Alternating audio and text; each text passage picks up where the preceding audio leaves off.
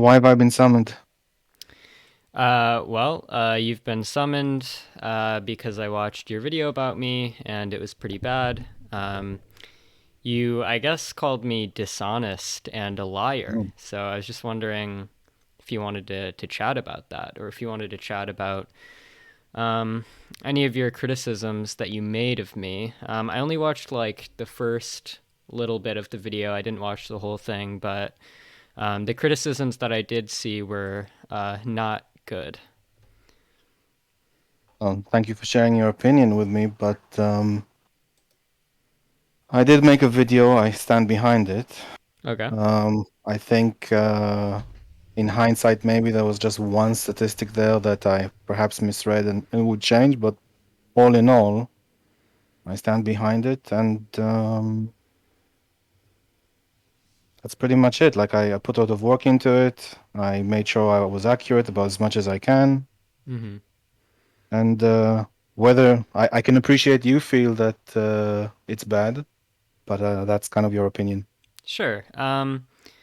So I mean, uh, yeah, I mean, we can talk about that. I mean, I have a little less sympathy now that I know you actually put work into this.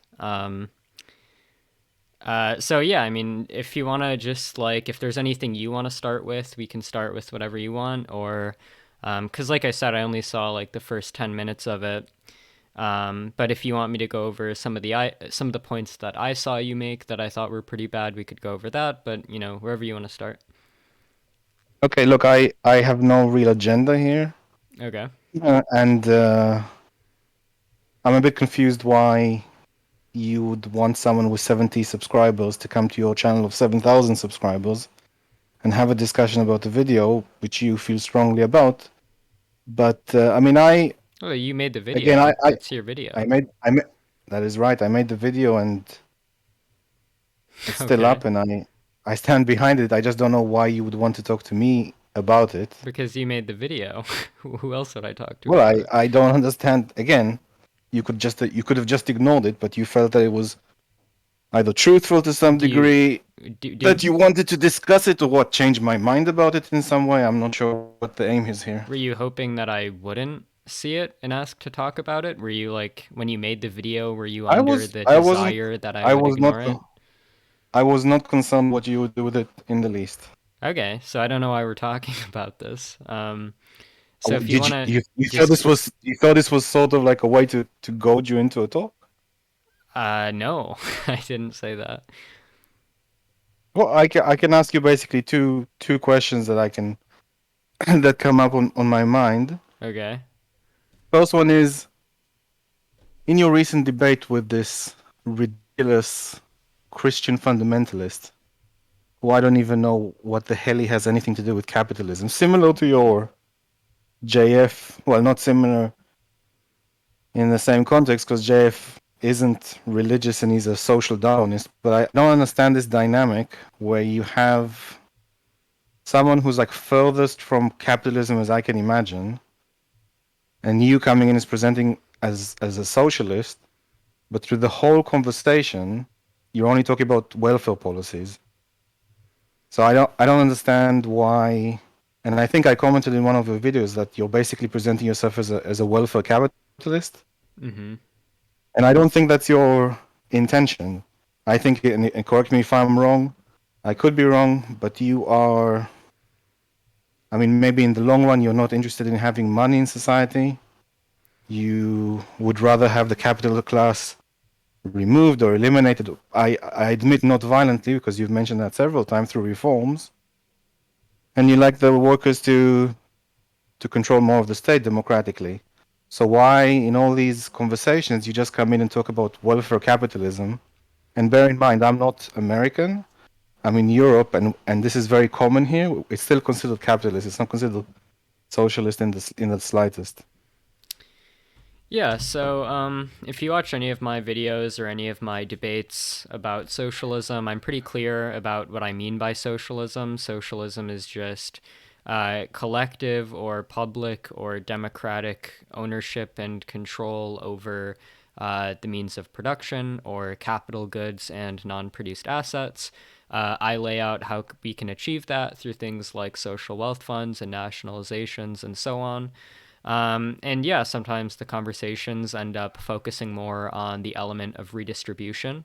Although I would say that the connection between the issue of redistribution and public ownership is closer than you give it credit for, because public ownership is one means of supporting redistribution, right? Like when I advocate for public ownership of capital goods, it's in part so that the revenues which accrue, which are produced by those capital goods, can be distributed across society as a whole rather than to a Okay, okay, but privileged. Wait, I'm sorry, what? wait, you're gonna have to let me finish. But So, it's so just a bit of a you're, diversion. yeah, it's not I'm a okay. diversion. I'm You're understand. gonna have to let me I finish. understand. It's okay. No, Dude, I'm I'm okay. gonna have to mute It's just you. Okay, I so when we talk about capitalism, we're talking about public capitalism versus socialism. We're talking about private versus public ownership of the means of production. The relationship between socialism and redistribution is that one of the motivations for having public ownership of the means of production is so that we can distribute the revenue which is produced by those means of production in such a way that covers society as a whole, right? So that's the connection, right? And then with respect to why we end up focusing on redistribution a lot of the time, for example, in the JF debate, it's just because that's where the conversation leads. I generally just respond to what my opponent says. okay. So I asked you firstly, your end goal is to have a society without money. Now, if I'm wrong, please tell me that I'm wrong and I misunderstood what you've been saying. So obviously, there's like reforms towards that end. So that was my first question, and now that you've made those points, my second question is: it's not true that society as a whole benefits from these, from the government or the state owning these companies. Only the people that have certain requirements of welfare benefit from this, not society as a whole. It's a part of Um, society. Well, no, the policy that I advocate for with respect to a social wealth fund is that the state manages this asset fund, and as it increases in revenue, as it accrues more revenue, the state distributes that revenue in the form of a universal basic dividend to all citizens, right? So everyone actually would benefit from it. Okay. So is the end goal to have a moneyless society? Um, I think that if that turned out to be feasible, that would be nice, but I don't have any illusions that we have sufficient empirical evidence at the current moment that that's like an efficacious way of organizing an economy. Are you denouncing the previous Marxist-Leninist like, socialist attempts? Uh, yeah, I think like the Soviet Union and Mao's China were not successful socialist experiments. Are any branches of Marxist socialist something you want to pursue or not at all? Well, I mean, when we talk about elements of Marx, I mean, I think there are certain theories or certain arguments which can be found in Marx, things like historical materialism or arguments from exploitation or arguments from alienation. And these sorts of theories and arguments can be useful to talk about. Um, but yeah, I mean, so in that sense, yes, Marxism is like there's something valuable in Marxism. I don't know what you mean beyond that. If you hold that your version of socialism has Marxist element or is a Marxist version of a Marxist branch of socialism, then you will need to be compared with Marxist socialist attempts in the past. Yeah, but I never said that the model of socialism that I'm advocating for is the same model that was advocated for by Marxist Leninists. In fact, I've said the Well, opposite like several w- times. so the problem you have there is I'm pretty sure that the attempts for socialism were not the same as happened in reality. Like I'm sure they were advocated differently, but when it came to reality, different things happened. Sure, there's some level of like the Soviets, for example, set out to organize a certain model of an economy, and then they constructed it, and then that economy changed over time and ended up in a place where its original advocates might not have foreseen, sure. But I don't think that's really relevant to any of the points I've made because, like, sure, at the outset, their type of economy was different in intention than it ended up being in practice. But I don't even have this, I'm not even advocating for the same model in intention as they were advocating for in terms of their intentions. And so we have no reason to think that the end point would wind up in the same area. Well, Venezuela is pretty similar to your model, at least in an attempt. Nope. Are you sure? Yeah. In fact, Norway is closer to my model of socialism than Venezuela.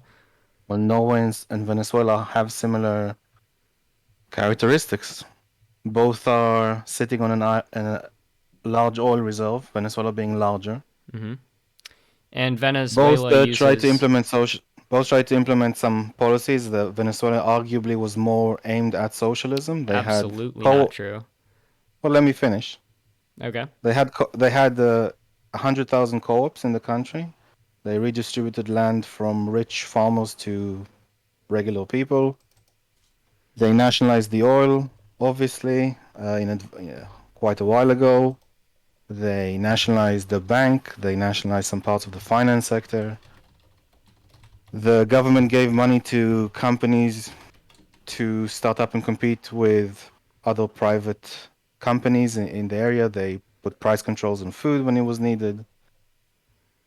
A variety of different things. That's what comes to mind. So, would you not say that is socialist in its attempt? Obviously, they spent more of the oil money than Norway does. I can agree there. But as an attempt, why wouldn't your model, when it hits reality, be something like Venezuela? Sure. So there's a few points that I would make. So when it comes to the question of what happened in Venezuela, it seems that what happened was Venezuela had a relatively large oil export sector. And then around, I think, like 2016, 2015 ish, when oil prices plunged, the value of Venezuela's oil exports rapidly shrank, which then shrank the overall size of the economy. And then, in order to fill that gap and get them out of that edgy situation, the government then engaged in excessive money printing, which then set off a hyperinflationary spiral, which then they weren't able to reverse, which caused a lot of economic damage. Now, I would say a couple things. Firstly, does this indicate a failure of socialism? Well, not really, insofar as socialism basically has nothing to do with how much money we print. As I said, socialism is about collective democratic ownership of the means of production, not how much money printing we engage in or anything like that. And so the factors that led to Venezuela's collapse really have nothing to do with socialism. But in addition, right, Norway also had a very large oil sector. And in fact, Norway used its oil sector in a more socialist way than Venezuela. And Norway was completely fine after the plunge of oil prices. So it seems like the way Venezuela was impacted by oil prices didn't have anything to do with how socialistic it was. And now, when I say that Norway used its oil money in a more socialistic way than Venezuela, what I mean is that Venezuela essentially uses its oil sector to finance current social spending, right? In Norway, on the other hand, the surplus from the oil is used to build up a collectively owned capital fund, with the return on that capital then going to finance general government spending, right? And so, insofar as socialism has to do with collective ownership of capital, then when we look at how Norway uses its oil money versus how Venezuela uses its oil money, Norway comes out as far more socialist than Venezuela. And we can look at other metrics too, right? Based on the data that we have, it's very Okay, unlikely oh, that Marty, the I can't Venezuelan. retain. Sorry, yeah, I can't I'm retain sorry. everything. You gave me like 30 statistics. Okay, so I'm just gonna say like a couple things. Okay, Based on the But data bear that in we mind. have, it's Okay, I'll let you very continue. Just let me say. I'll let you continue. Just let me say one thing. I can't retain 400 different things. I'm not writing any of these down. okay. So if you give a pause, and I can react. Otherwise, it will be difficult. Sure. I just want to say like a couple other things, and then I'll let you go because you said like 30 things, and so if I like let you talk as much as you want, and then let you cut me off whenever you're feeling overwhelmed, then it's not going to be like a very even-handed conversation. So how about we So do I one would just say, one one afterwards? Yeah. sure, yeah, that's fine. So I would just say like in addition to all the things I just said, we can look at other metrics as well. So based on the Venezuelan data that we have, although there's not a lot, it's very unlikely that the Venezuelan government owns 1/3 of the country's domestic corporate equity like Norway does. The Venezuelan government, as just a matter of fact, does not own 60% of the national wealth like Norway does. And then if we can look to other indicators like government taxes, revenue, expenditure, Norway dominates Venezuela. And then a lot of the things that you mentioned when you were talking about the relative socialistic nature of the two countries just didn't really have anything to do with the socialism that I advocate for. Like I'd never advocated for price controls or anything like that. So, anyways, yeah, you can go now. Okay. So I find a point you made laughable, Hmm. that Norway is more socialist, and I'll explain why. So Venezuela already had problems like towards the end of Chavez's life and right after Maduro went. So they had to in 2014 they already had riots. In 2015, early 2015, Obama had sanctions on Maduro's people because of those riots. Um, What does Hold a that have second. to It's do with just socialism? yeah. In terms of trouble, so the problem was that or part of the problem was, for example, the 100,000 co-ops that the country had were largely in the agricultural sector. Over time, they were producing less and less food. So over the period of 10 years, even though the land was appropriated from rich owners and given to some of the co-ops, some of the farmers there, food production went down by 70%, while the population of the country grew by 33%. So in addition to the oil that the government was helping, and bear in mind, like the people in Venezuela were poor, the government used its oil money, and the oil reserves in Venezuela specifically are the largest in the world. The second one after Venezuela is a third the size of Venezuela, the oil reserves.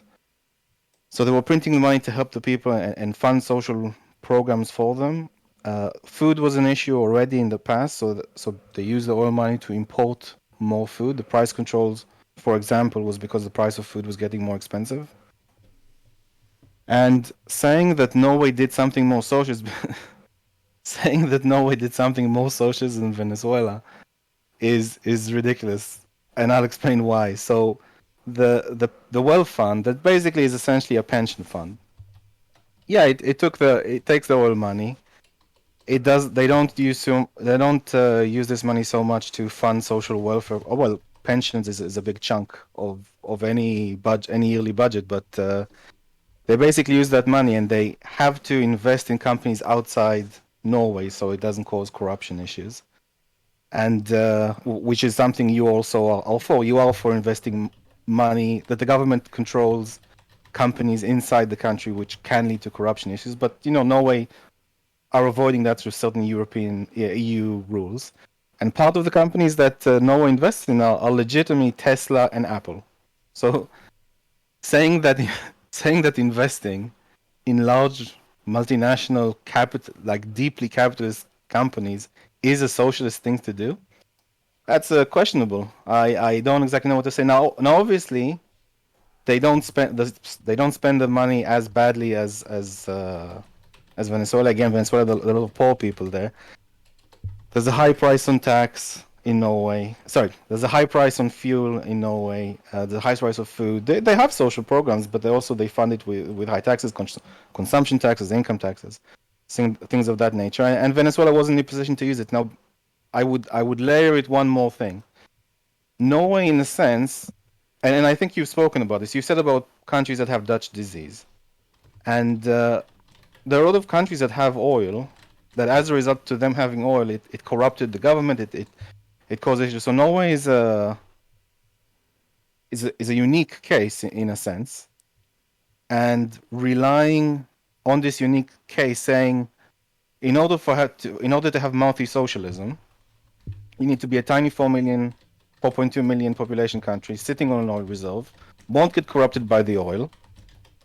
Or maybe you would, because you'll be like in lockstep with the companies inside the country. So it's a sort of corporationism, like France or like Nazi Germany or like fascist Italy. Or you can do social corporatism, which is maybe something similar to what you're doing. But in any case, how can you guarantee that the oil won't corrupt your attempt at multi-socialism? Okay, so hold on. All And, right. and from and from now, let's do a 1-1. I No, do one, you let's do one. not because you just like rambled for a really long time, Sure, and go I'm for gonna it. need You do you. clarification. Yeah. Um, so to be quite honest, most of that rambling just struck me as deranged and incoherent. So I'm gonna need like to get some clarification on like almost You can go everything you fuck just said. yourself. I mean, I think that was pretty coherent. But yeah, continue. Okay. Well, hopefully we can. Hopefully you can explain to me the coherence a little bit more. So, all right. So, you said that Venezuela had been having protests since 2014. I'm just curious how that. So that's like the first thing you said. I'm just curious how that had anything to do with anything that I said, or how that was interacting with a You said single point that I made. 2016, the oil prices went down, I believe. No, I mean oil prices had been going down before that.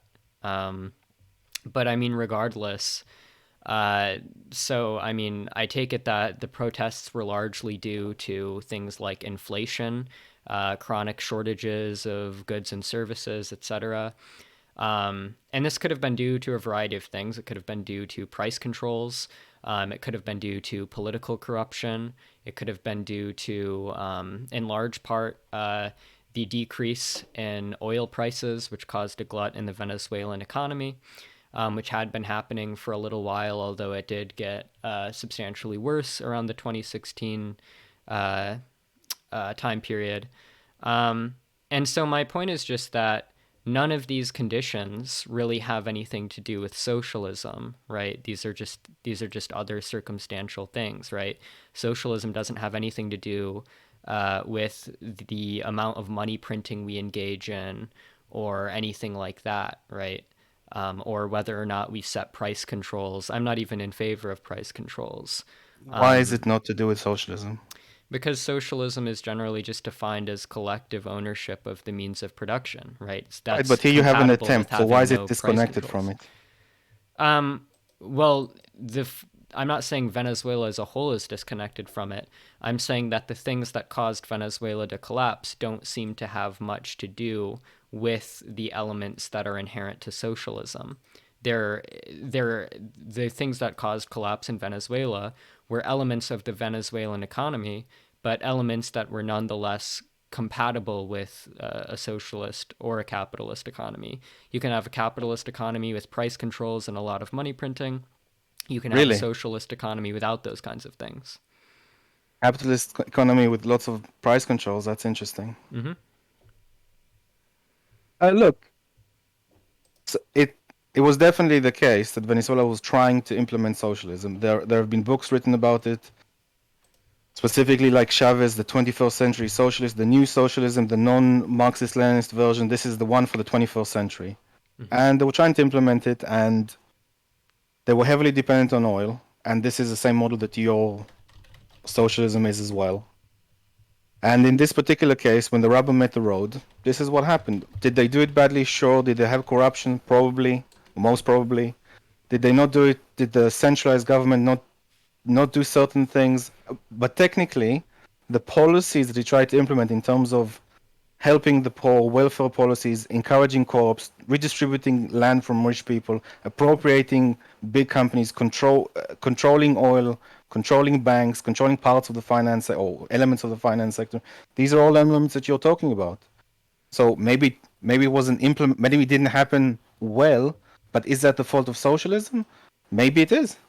But Well, obviously they tried to implement it. well, But you can't but say you'd have to make you an can't say out argument. of 10 tries, the last one that succeeded is socialism, and everyone else that failed wasn't. This was an attempt.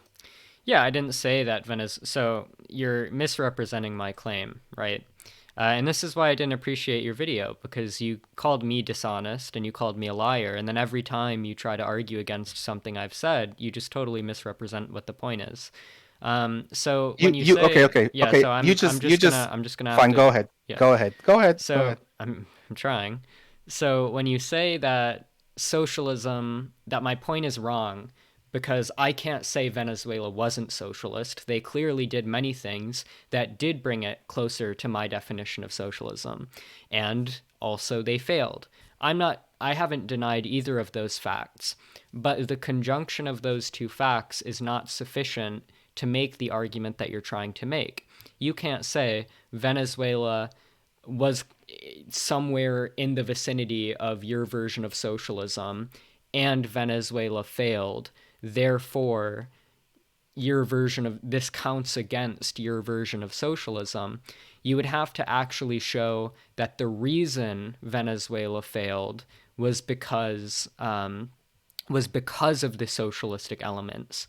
And my claim is that the primary reasons why Venezuela is thought to have failed, whether that be money printing, or price controls, etc., these things are not even things that I advocate for, and these things aren't things that are inherent to socialism.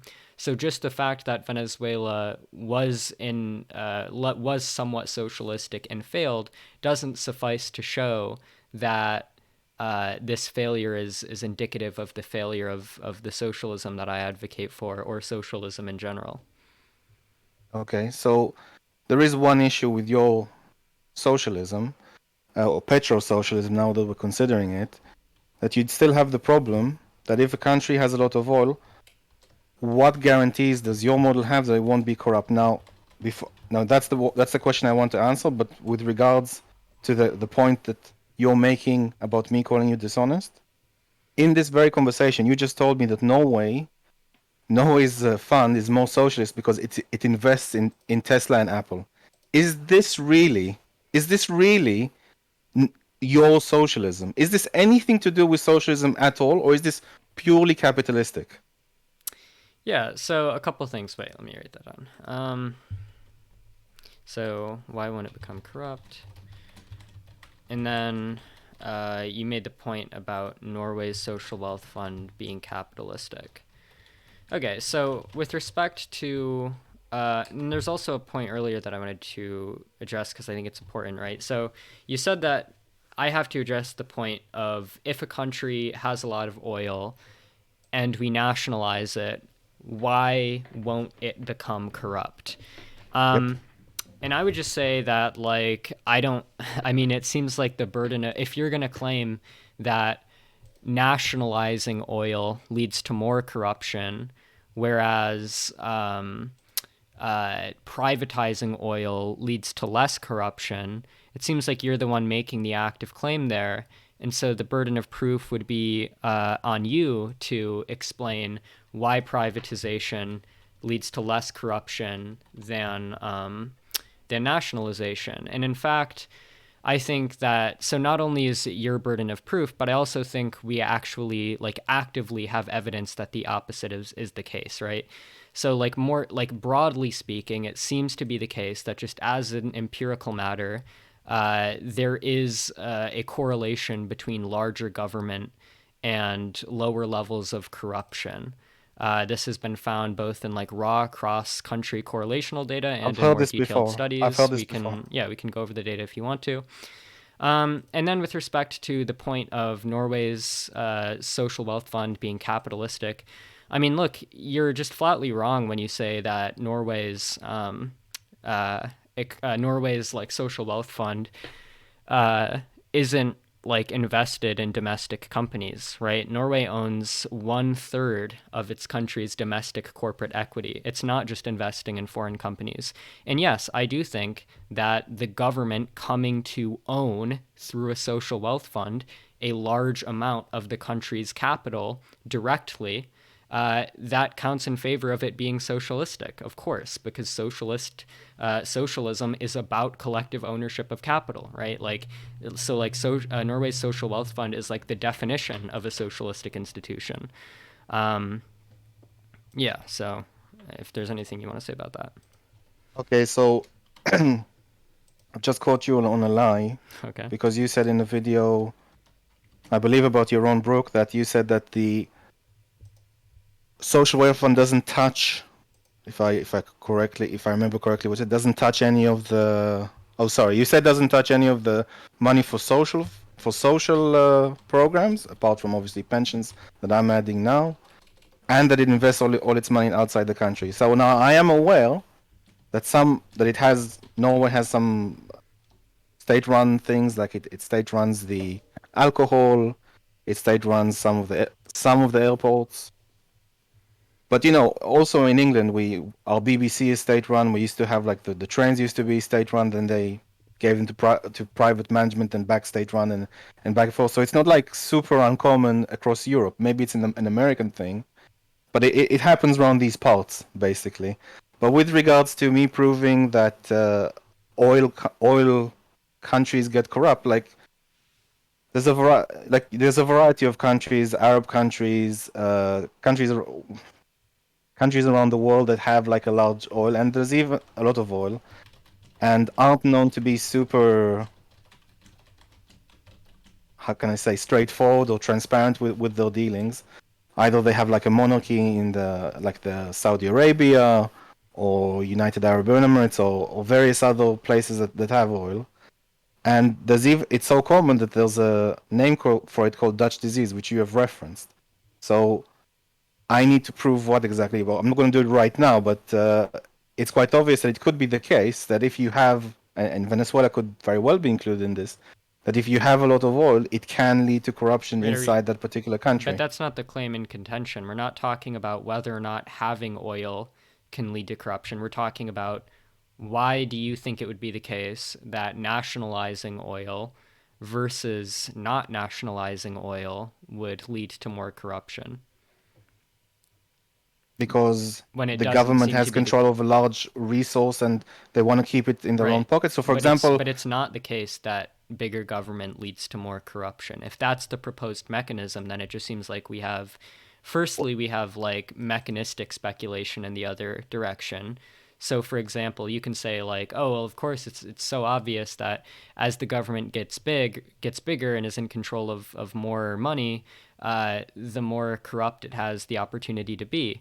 But it's also likely the case that the more money the government is in control of, the more incentive the citizens have to hold their government accountable, which is going to lead to less corruption. And so we have that mechanistic speculation in the other direction, and then we have outcome data. I don't need to read it aloud to like repeat it to you, because you've already heard it, right? There just happens to be like noticeable correlations between bigger government and lower levels of corruption. And these correlations hold strong even when we start accounting for other factors and doing more detailed studies. I've gone okay, over all this data on my channel before, let me ask you but let I me ask also you this. wait. You So, also said that I lied about something, and I yep, don't understand what you meant by that. What do you think that I lied about? What did you mean by that? you describe the social wealth fund as as Norway doesn't touch the money in there, it's invested into it, and it's No, only invested in companies outside the country. that's no. My claim is Well, that go see your video then. yeah. So I know what you're referring to. My claim is that Norway's oil is under the control of a state-run enterprise called Statoil. The revenues from the oil go into Norway's sovereign wealth fund. It doesn't go to the state to spend on social welfare. 96% of the return on the capital in the sovereign wealth fund is reinvested into the sovereign wealth fund itself, right? Only 4% of the return of the fund each year finds itself in the hands of the state to spend, right? And so, from a revenue, like when we're talking about revenue from tax on labor incomes of those working in the oil industry, maybe that's one way in which the oil money goes to social spending. But more broadly, the revenue that comes from owning the oil itself does not get directly injected into social spending. So that's the only point that I've made, and I It don't is see how still that used for pension. contradicts. It is I don't still see how that contradicts anything I've said in this it is still used conversation. for pensions. Is that correct? It is I a pension fund.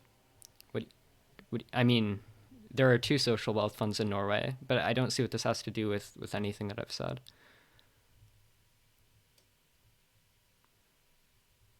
Okay, so with regards going back to the corruption, so Okay. Chavez's daughter has 4.5 billion US dollars in a bank account. So that could be like a sort of corruption. Would you say that What does that have to do with large, anything?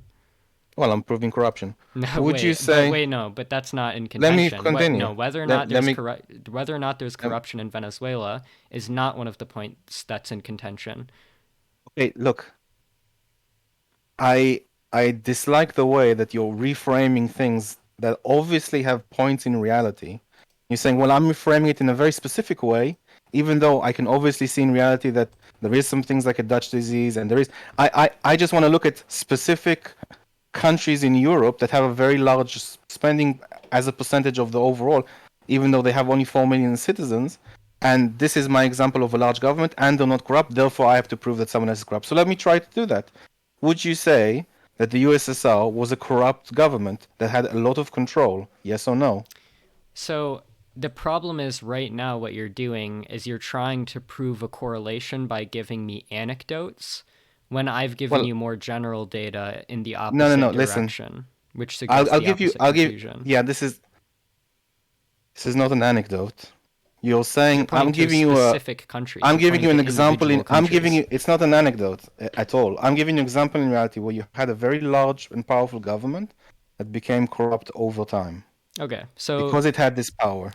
do you understand how like sample sizes work and like statistical analysis? I don't fucking care. Just answer the question. Okay, It's a so this I particular government understand that had you a don't huge care. influence on history. I understand that you don't care, but the problem, sure, okay, so just to answer your question directly, yeah, the USSR had a large government and it was also corrupt, okay?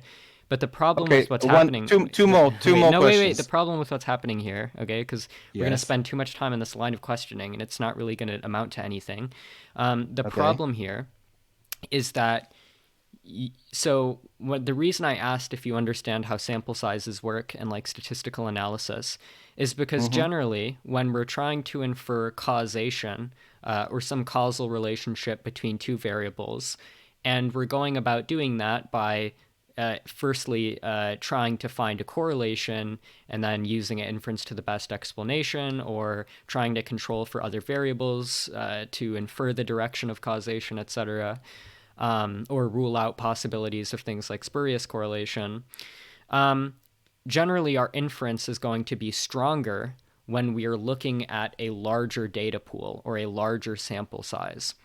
And so I can give you a variety of very broad correlations taking into account very large sample sizes. So just for like a couple examples, the correlation coefficient between government expenditure as a percentage of GDP and clean government is 0.36, while the correlation coefficient between total taxes as a share of GDP and clean government and direct taxes as a share of GDP and clean government are 0.30 and 0.57 respectively.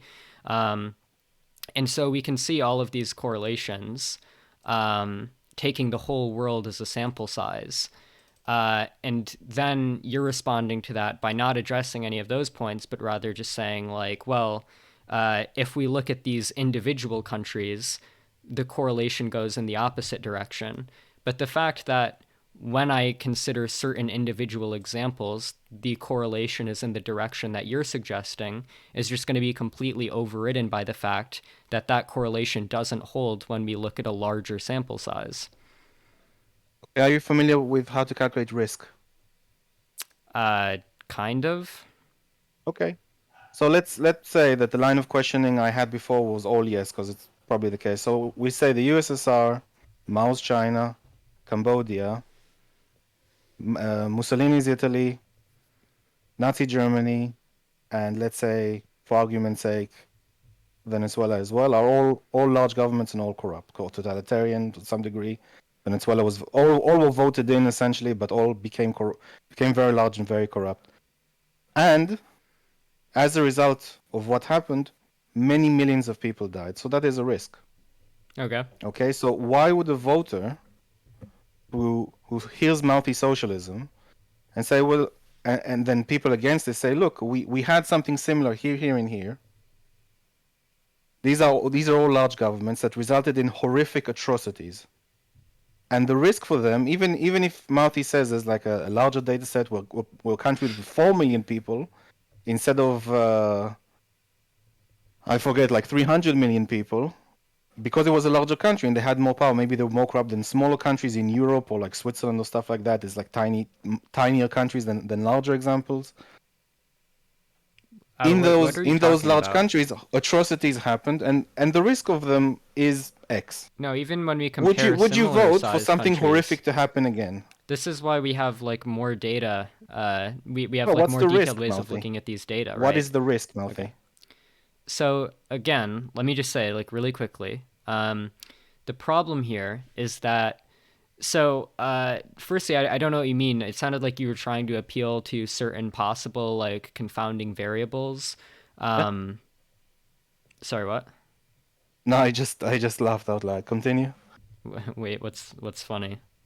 These are atrocities, Mouthy. These are not just, oh, let's ignore reality and let's like frame something very specific. I don't In, I don't in know. my You're just particular Excel rambling. You're sheets, just okay. Can I? Okay. hundreds of like You're just millions of rambling. people died. This doesn't have anything to do with anything we're talking about right now. I disagree, Um, okay, you're free to disagree. and so are you. I would just say that firstly, it seemed like you brought up like confounding variables, like maybe it has to do with the size of the country or whatever. Again, like we can even compare similarly sized countries, right? Well, firstly, I don't even know that there is a general correlation or a general relationship between like countries having smaller populations and more or less corruption. But even when you account for that variable, the general correlation between larger government and lower levels of corruption stays the same, right? We've done very detailed studies on this at this point. Um, and we have, and you know, even if we didn't have studies, I would say that we're just at a stalemate because we have mechanistic speculation in both directions.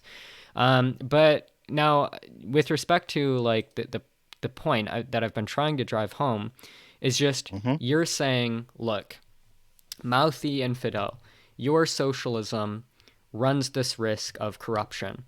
And then I say, okay, well, what's your evidence that uh, that having a larger government would increase the risk of corruption?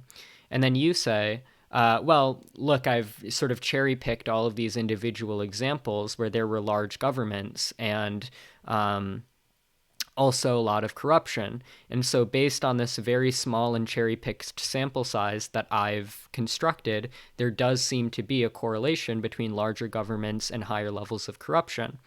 And then my counter argument is okay, but the fact that that correlation that you're presenting as evidence falls apart when we look at a broader sample size shows that your argument actually doesn't work, right? No, not right. Well, because you're proposing a causal relationship based on a certain data set when and then like the correlation that forms the basis of your argument goes away when we look at a better data set, right? So Mouthy, we have let zero me put it this reason way. to trust your interpretation or your causal Okay, inference of the data. sure, sure. Let me put it this way. Okay. There is a there is a real risk here. Now you could say the risk is smaller than I'm saying, which is fine. There is a real risk here of something going horribly wrong. In the case of countries with oil, in the case of countries that are very large, even if they've been voted in. There has been historic cases where these things have happened, and the risk of it is, well, look, Venezuela is decimated, right? People have left the country, everyone's starving. It's a horrific situation. Mil- Tens, if not hundreds of million, or like 800 million people died throughout all these examples that I've given. So if you say the risk is small, that's fine, but that small risk is a very large atrocity all the people in the country lose their quality of life. Many of them die. And to some degree, voters will look at this and say, look, we have all these things from history. We have all these examples. It's no different from what Mouthy is saying. Maybe, if you compare to other countries and this and that, maybe it won't happen. But if it does happen, it's horrific. So that's my point I'm making. Although, to be completely honest, that's not necessarily my problem because you haven't actually discussed these kinds of ways with socialism. The only thing I've heard from you was, welfare good, and like, okay, we have welfare in every single country in Europe. So what? Like that's not socialism, but that was what I was trying to make in the video, that you're only talking about like capitalism plus welfare, and now for the first time that I've heard, we're actually going a bit more deep down into the full on socialism, the moneyless society, with workers voting without the capital class. This is what I should have heard all the way throughout your previous debates, but instead it's just, well, uh,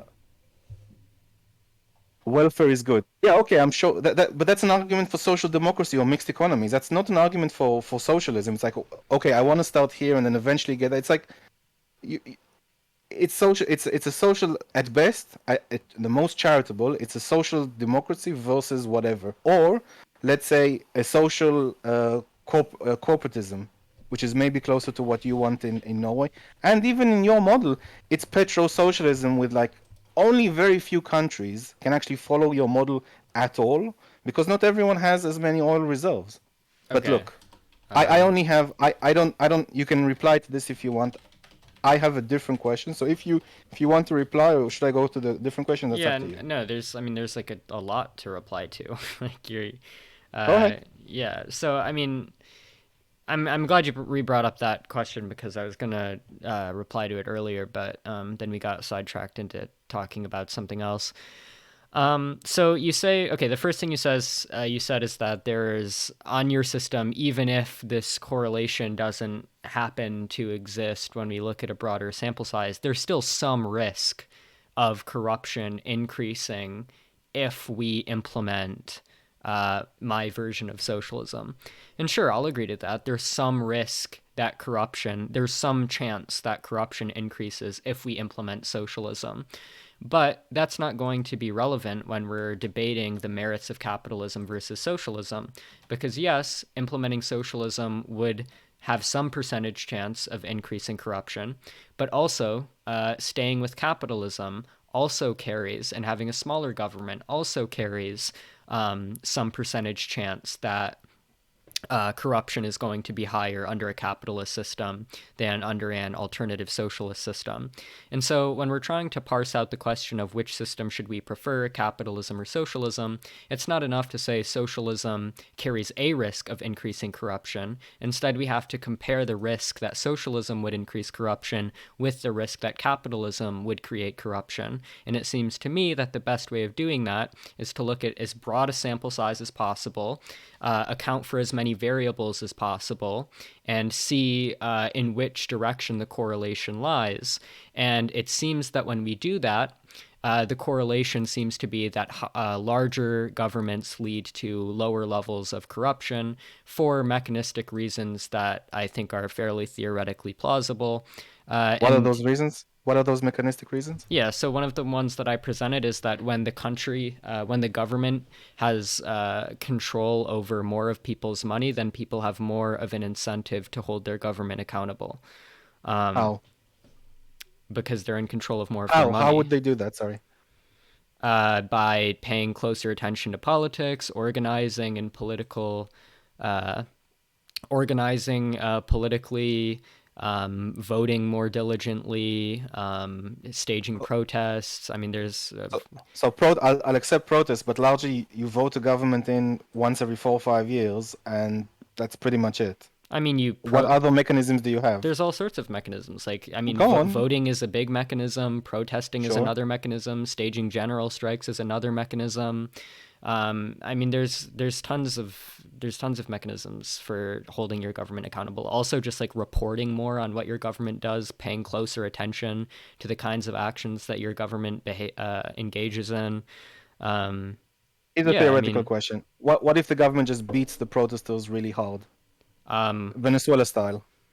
Then that would be bad. But that doesn't mean that Okay, that's what would more you do likely to then? happen. But the question is whether or not that would be more likely to happen under a capitalist system versus under a socialist system. And the What do you argument I've mean? made is that it seems to be less likely to be the case under a socialist system. I have no idea what you mean, honestly. What do you define capitalist at all? Is this some sort of straw man of capitalism? Capitalism is just private ownership of Yeah, okay, capital so it's a goods and straw means of man. You're production. saying it's just a straw man of what capitalism is. There's no like very strong individual rights and individual property rights, none of that. So if I look up the definition of capitalism, I do you don't think? Wait, I'm sorry. Wait, if I look up the definition of capitalism, do you think it's going to be closer to private ownership of the means of production, or do you think it's going to be closer to your like libertarian rhetoric of like individual property rights and stuff? I don't want a Marxist definition No, that's no, tied this to isn't means of Marxist. production. This is this. I just Let me googled repeat. it. Allow me to repeat myself. I don't want a Marxist definition that includes the world's means of production. Okay, well, the Google definition includes the word means of I don't production. look. And fine, we can just substitute means of production for a different word that means the exact same thing, right? What capital goods? Well, okay, so the first definition on Wiki, oh yeah, we can say capital goods. We can say just like industry, like the Google says, an economic and political system in which a Yeah, country's trade and industry are controlled by private owners rather than the state or the public. well, It's the pretty much problem that you exactly would what I have, said. the But problem that you would then have. So if I were to say that the country oh is sorry. more capitalist, if I were to say that the country is more capitalist by how economically free it is, based on an index, you would disagree with me, yes? Yeah. Right. And you know that I would say that. Well, I think that you would just be wrong. So I would say two things. So firstly, I would say that how we define capitalism isn't really that relevant to the point that I was making. The point that I was making is just you made this appeal to like, well, what if under a socialist economy the government just goes sicko mode and starts like abusing the population? And I said, Mhm. yes, that's possible, but when we're debating about capitalism or socialism, the question isn't whether or not there's a chance of that happening under socialism. The question is under what system would that be more likely to happen under? And presumably you acknowledge that your version of capitalism. And so my argument for the claim that I made was just that seems to be a general correlation between larger government and lower levels of corruption. And then you said, we then got into a spat about the definition of capitalism, but I don't think that really matters that much because so long as you concede, which I'm sure that you do, that your version of capitalism has a smaller government Mhm. than my version of socialism, then my argument, which just appealed to the correlation between larger governments and lower levels of corruption, is going to equally apply to your proprietary definition of capitalism as it does to the definition of capitalism I was operating under. Okay, so can I But just we can understand get into the where's the yeah corruption coming from? Yeah, and in my capitalist system, where you're saying it's more corrupt, what will be more corrupt? the state. But the state is smaller or Yeah, limited. that doesn't mean So it's how can not it be more more corrupt. corrupt?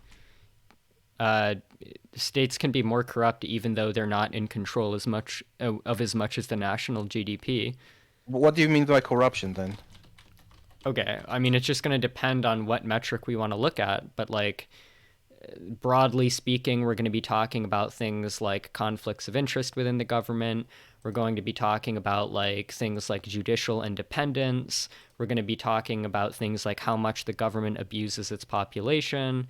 The specific metrics we look at are going to vary from index to index, but generally speaking, I think we're generally just capturing what we generally mean by corruption, like the government not acting on behalf of the people, and so on.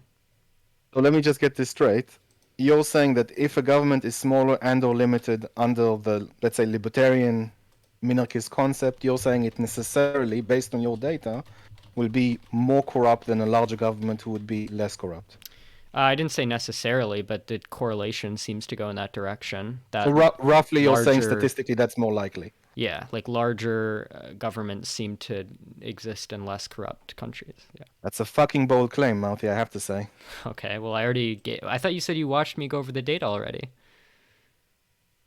I'm not convinced by it, but You think it was that's faked? I've literally never ever heard in my life, in this context, never ever heard in my life that larger governments are less corrupt and smaller governments or limited governments, and like I don't even know where these would necessarily exist, but I mean, if you, smaller governments would be more corrupt, but Do you want me to like give like a basic breakdown of the data that I'm appealing to?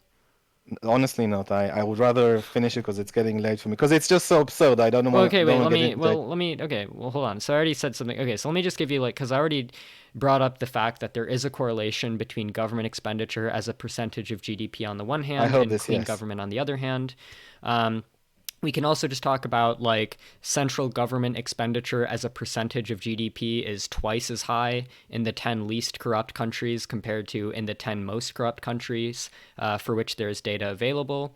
Um, there's a positive relationship between government size and institutional quality. So the correlation between total tax revenues as a share of GDP and institutional quality is 0.34. The correlation between total government consumption as a share of GDP and institutional quality is 0.39.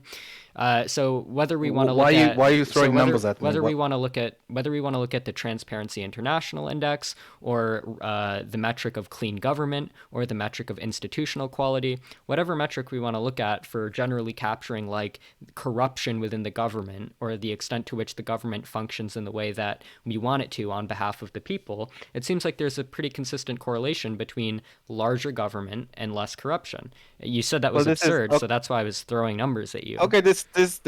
I don't know how you framed it. It's mind-boggling to be honest, but it's ridiculously bullshit. That's just gonna be my. I'm not gonna do anything about it right now But you because had I'm not gonna do anything about it you right now. said I'll you make a heard me go video. over this I'll before. tell you what. I Okay. will take. I'll make a video about it, or I'll publish an article about it later. I can't do anything about it right now. But yeah, I mean, kudos to you for making such a bold statement. Interesting. Okay. I would like to ask one other question, if that's okay, unless you want to ask something yourself. Um no, I guess so. Did you I was curious, did you appeal to the economic freedom index earlier when you were talking about your definition of capitalism? I mean, I would use that. I would use the property rights index Okay. as well, and with a pinch of salt, because it's all technically mixed economies, but like in that sense, I would use those two and perhaps join them together. Okay, so I'm just curious as to why you think these metrics are informative because as far as I understand it, this is just not really the case. So, I mean, when we're talking about like the economic freedom index, um, I mean, if you look at like the things that are measured when we talk about the economic freedom index, right? So, some of the metrics which contribute to a country's ranking on the economic freedom index include things like uh, judicial independence, impartial courts, military interference in politics, the integrity of the legal system, legal enforcement of contracts, the reliability of the police, money growth, investment restrictions, the standard deviation of inflation, etc. And I mean, these are just things that like are compatible with both capitalism and socialism and that are generally thought to just be like objectively good. So I think like including that is the definition of capitalism is very misleading and leads to the kind of skewed results that people appeal to when they talk about the economic freedom index. Not necessarily. So the idea with what you've cited is that before capitalism can start, you have to have the rule of law, you have to have property rights, and you have to have political stability to some degree. So um, private property rights also are essential. Those have to be as strong as possible. Obviously, it's not even taxes violate something like this, but in essence, like as strong as possible. Uh, Private property rights you don't necessarily have in socialist systems. Like the idea is to abolish private property rights, or to at least it would be watered down. So Well, I didn't even I'm not mention exactly. private property rights. I'm just talking about Well, like when we talk about I'm adding. Well, so socialism. You know, the usual kind. the kind that smells like socialism, let's say, attacks or tries to abolish or try to water down in the most generous way, but ultimately attacks private property rights. So the control of mineral productions can be not just capitalists, or the government can come in and take them away. And in some respects, Norway has stronger these than America does, because America has eminent domain, for example. So yeah, that's what I would say. I mean, okay, I just don't know how that's like interacting with the point that I've been making because, like, sure, like, I grant that some of the metrics on the Economic Freedom Index are necessary conditions for having capitalism. And some of them, even like, yeah, like when we talk about some of the metrics, like, yeah, they seem that they do have something to do with capitalism or socialism.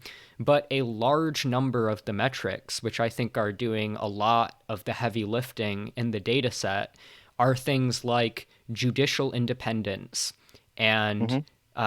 like the standard deviation of inflation and the extent to which the military is involved in the economy.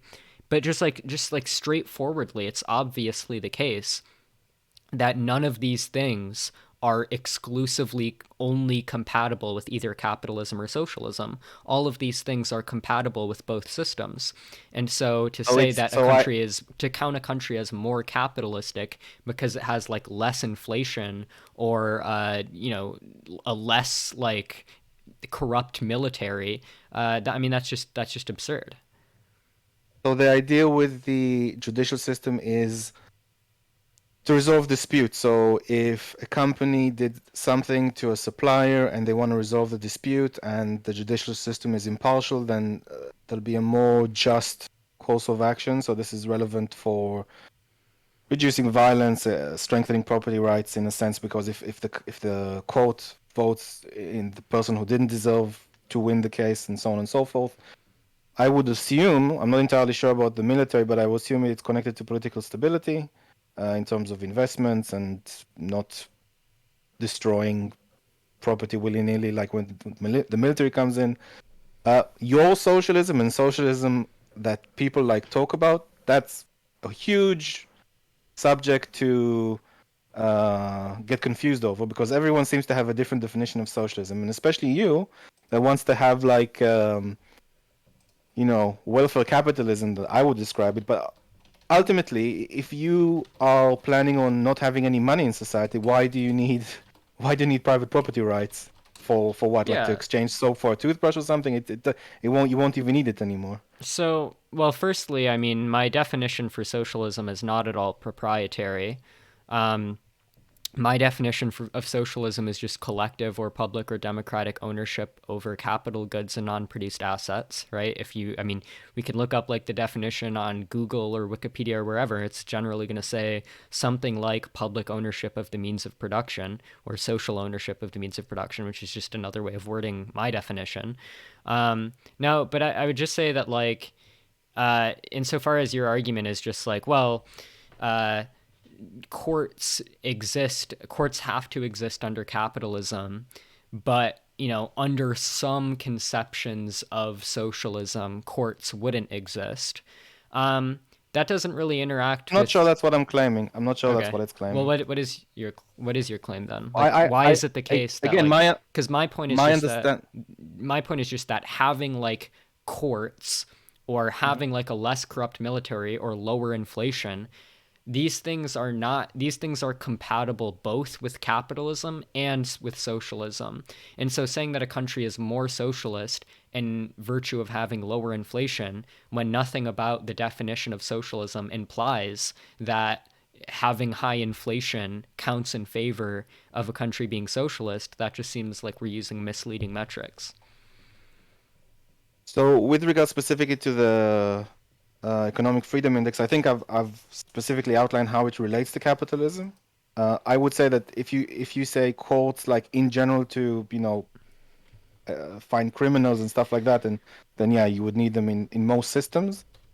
But there is an element of resolving disputes which is really very relevant to capitalism and property rights specifically. Sure, I Now understand with that having courts is a necessary condition for capitalism, but okay, that's compatible with the point that I'm making, because the point that I'm making is, sure, even if we grant that having courts is a necessary condition for capitalism, that doesn't mean that having so I think like one of the metrics we use is like integrity of the legal system, or like the integrity of the courts, or the effectiveness of the courts, or the impartiality of the courts. So just the fact that courts are a necessary condition for having a capitalist economy, that doesn't mean that having more impartial courts is incompatible with socialism or is exclusively compatible with capitalism. And the fact that it's not, that these metrics aren't exclusively compatible with capitalism, tells us that we shouldn't be using these things as metrics which are meant to count in favor of how capitalist we assess a country to be. Not necessarily. You have 8 different variables. I'm not sure how they weight it. I'm not sure how what parts of the judicial system there is. But again, even before I started, I say I personally take that and the property rights index, which is the top ones on the property rights index and the top ones on the economic freedom index are not the same, the top five. So I try to take both of them, and technically I think there's a website that I do use that takes another index as well. So it's because we're all in mixed economies, um, it's difficult to to say like who is more capitalistic. So, for example, Singapore may rank highly on the Economic Freedom Index, but it's, in my opinion, an authoritarian country, and it's not showing on necessarily high on the Property Rights Index. So it's indexes, it's imperfect, and we try to do our best, and we compile a few together. That's all really I can say about it. But I would say, with regards to the definition of socialism, I think that you can superimpose that in basically just about anything, and I can do it myself. So, but specifically for the Nordic model, you have like people, other streamers or other YouTubers like Econoboy that argues for the same thing, and he's for capitalism. If you look at the Wikipedia for the countries there, it will either say so like welfare capitalism, or what Sweden likes to call cuddly capitalism, in quotations, or maybe at best social corporatism if there's like if the country owns shares in some of the corporations inside the country that we consider more social corporatism. They themselves don't define themselves as socialism. So if you're superimposing your definition on them and they don't consider themselves socialist, that's kind of a you thing. Now I would say, for example, how easily it is to superimpose it. I could say that America, based on your definition, it can be socialist, and I can say that why is it socialist? Well, it has welfare, it owns some things, and let's say corporations. I can probably say corporations proper. I can probably say are socialist. Why? Because it's not private ownership of the means of production anymore. It's either public ownership in the sense that pensions are invested into it, or people's savings account are invested into it, or at the very least, it's and shareholders as well, or it's either public because public people invest in it and they all benefit from it, whoever invested, or at the very least it's collective ownership of the means of production for a corporation because the collective shareholders and pension funds and savings own the company and it's no longer private. So it's such a loose term that you can apply it on corporations if you really want to. And but I so you can respond to that, but I would like to get to my last question whenever I have a moment. Yeah, so I mean, there's like a couple things. So I mean, it seems like, I mean, you didn't really like object to my assessment of the misleadingness of like several of the metrics that go into determining a country's ranking on the economic freedom index. You just said, well, there's this other, so I mean, and that issue is going to apply to almost any economic freedom index, because I know you said that like you look at more than one. That issue applies equally to the Fraser one, the Heritage Institute one, etc. You brought up the International Property Rights Index, and I don't actually know to what extent my critique applies to that one. Do you know which like metrics count in favor of that in I favor of think that it's metric? less. I think it's to do specifically with property rights only. I don't think it's as diverse as the economic freedom one. I'm not. I've heard of the Fraser one. I don't think I've used it before, or at least I've not referenced it.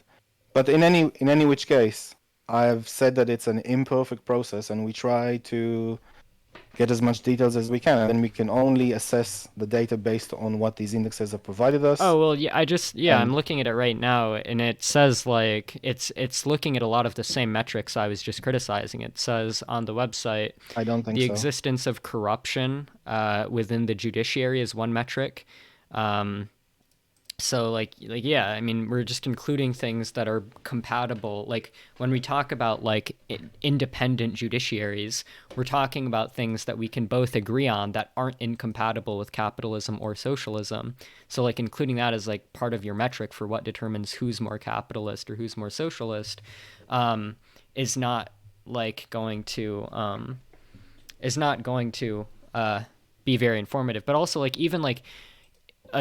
leaving out the minutia of that, there's like when looking at just the broadest explanation of what this metric is talking about, we're talking about who better enforces, which countries more effectively enforce their existing property rights.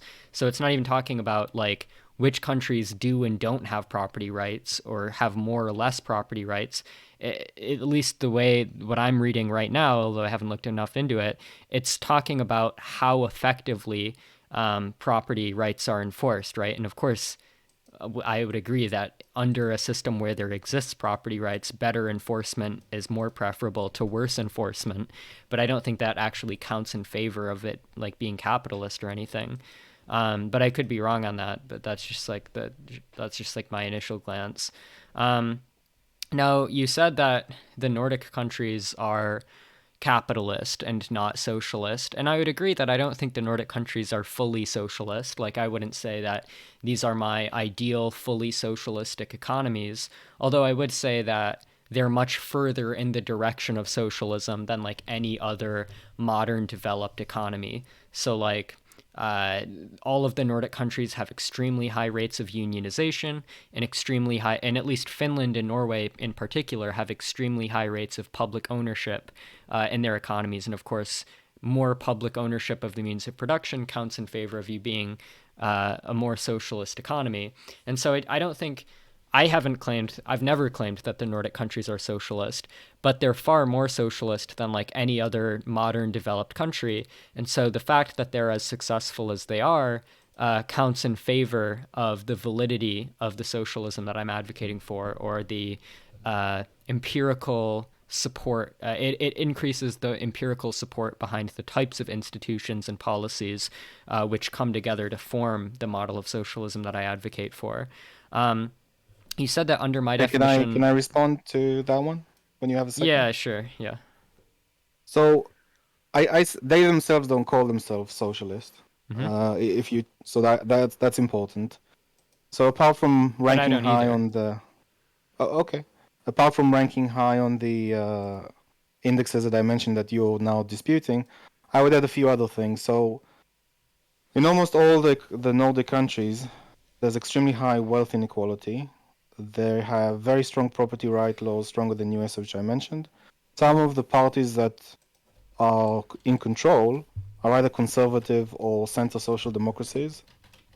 They have some of them, like Sweden, have reduced taxes and welfare spending since, well, either depends how you look at it, either since the 90s or either since recently. In particular, Sweden has cut back some of the pension or like help for retired people. The recent flux in immigrants has led to quite far right parties being in there. A lot of these Nordic countries are homogenous, and part of like their whole social structure is very similar to the Rousseauian social contract, where everyone's like homogenous and they agree that they're a community together. And then when the immigrants recently came in since the Arab Spring, there have been some far right um, parties running in there, which I would assume you wouldn't consider far right and socialism to go well together, but that's just an assumption. I could say they don't have any minimum wage laws, but you would probably counter that the unions solve that. I would say that the unions themselves in those countries don't have any government protection. So it's very much like a free to associate. There are no government of that I know of, very little government protection for the unions, and they negotiate directly with the private sector, which to me is, I know it may sound crazy, but in my capitalism, like if someone wants to freely associate, as long as they don't use government protection, they can do that. Pensions are private in some of these places. You have Sweden has school choice vouchers, and then they have some private education that are used for that.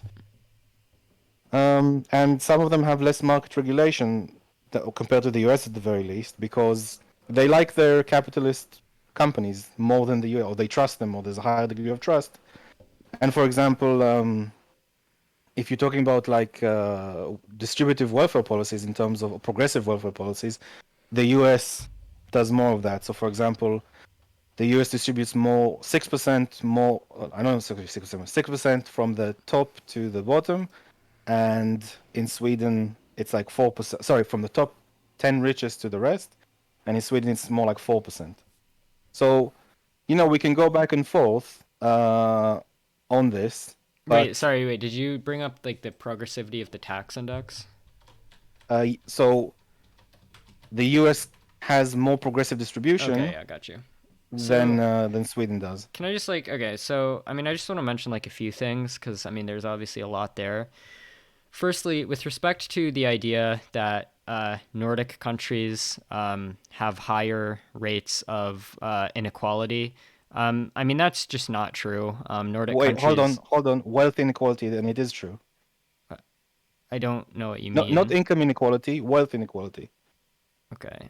I mean, I mean, based on like any metric of like meaningful economic inequality in the Nordic countries, like the Gini coefficient, etc., inequality is generally much lower in these countries.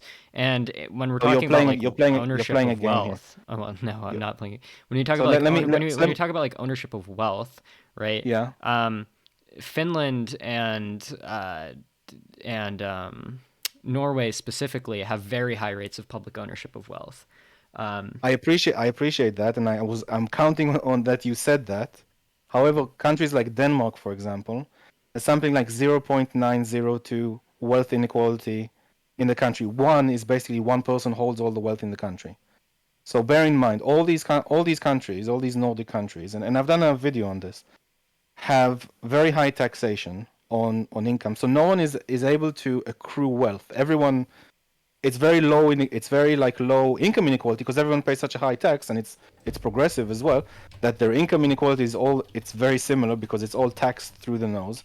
But it also means that existing families and existing old businesses there that aren't taxed through income, because it's a different kind of tax, they get to keep their wealth. And it is the case, I mean, yes, I accept that Norway has like more, 88% of whatever Matt Bruning said of the GDP of the country. But still, in the Nordic model, in these countries, there is a very high wealth inequality. Even in Norway, if you remove the government across the people, you still have that problem. If it is a problem, they don't think it is. But go ahead. Um, yeah, so I mean, I don't know what kinds of metrics you're looking at when you talk about like wealth inequality. But I mean, like just in general, when we talk about like public ownership of wealth or like more meaningful kinds of economic inequality that can be measured by things like Gini coefficients. Like, I mean, you have to like very narrowly cherry pick the data that you're looking at in order to paint the picture that the Nordics have like less egalitarian economic results. So, but I mean, like, yeah, I mean, and plus, I mean, I just would need to see like a source on this claim, but like, Let's all Google of it. Wealth wealth inequality. inequality in the Nordics. Okay. Yeah. Sure. Wealth inequality. The Nordics versus. By the way, anything above 0.5 is considered high. Okay. U.S. census data visualized. Oh wait, no, that's not what I'm looking for. I think if I'm not mistaken, well, actually, I'm not gonna. I think some of them are 0.78. Denmark is the highest one with 0.902. And wealth inequality. Yep. Are we? Wait. Okay. The Nordic model is often celebrated as an alternative to United States escalating inequality. The Nordic countries, Norway, Sweden, Denmark, and Finland, typically have considerably less income and wealth inequality, thanks to robust. Okay. So I mean, the only things I'm finding are claiming the opposite.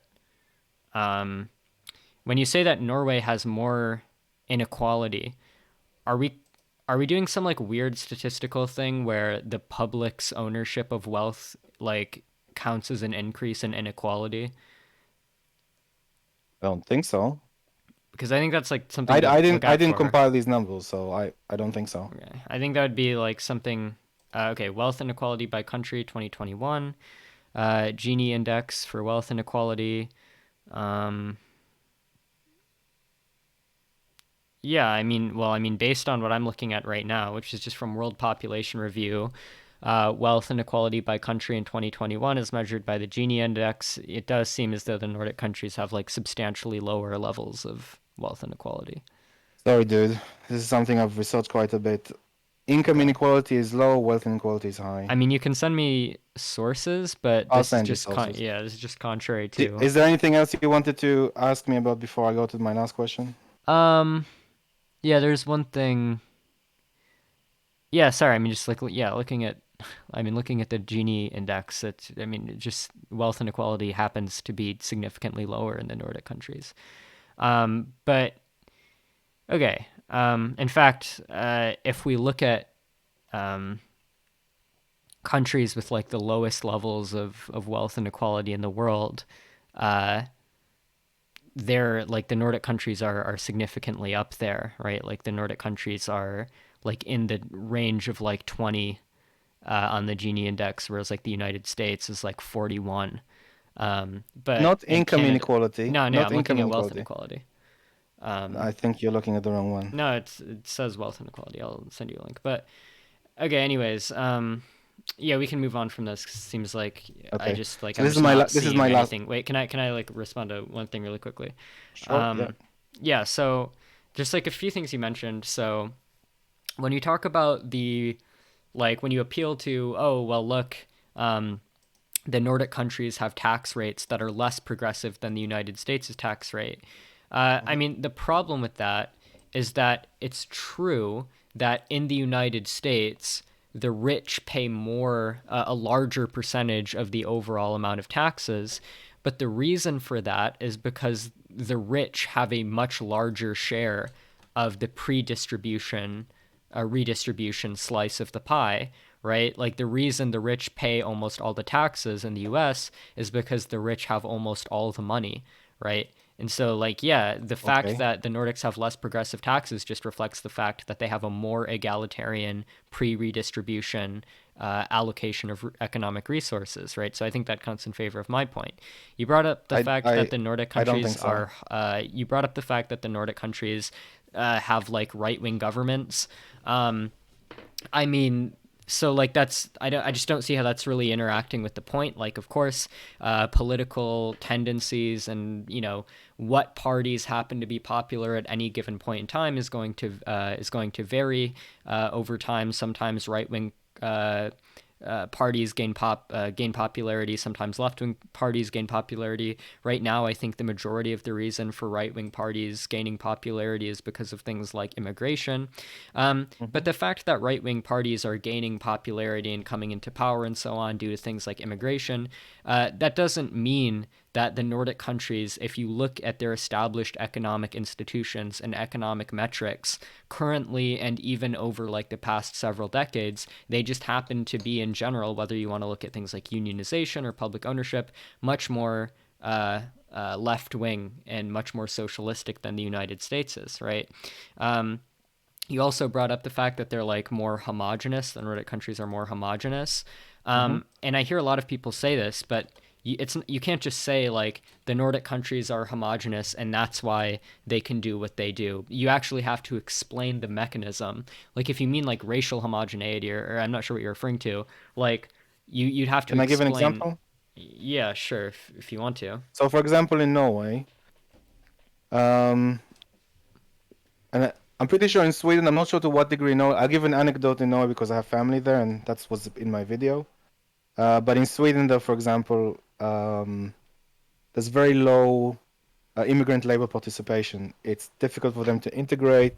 The people in the country may not hire them because they're less. I'm not sure if I could say like outright racist, but it's just No, I more difficult for them understand to they're more integrate. racially homogenous, but how does that make them more able to do socialism?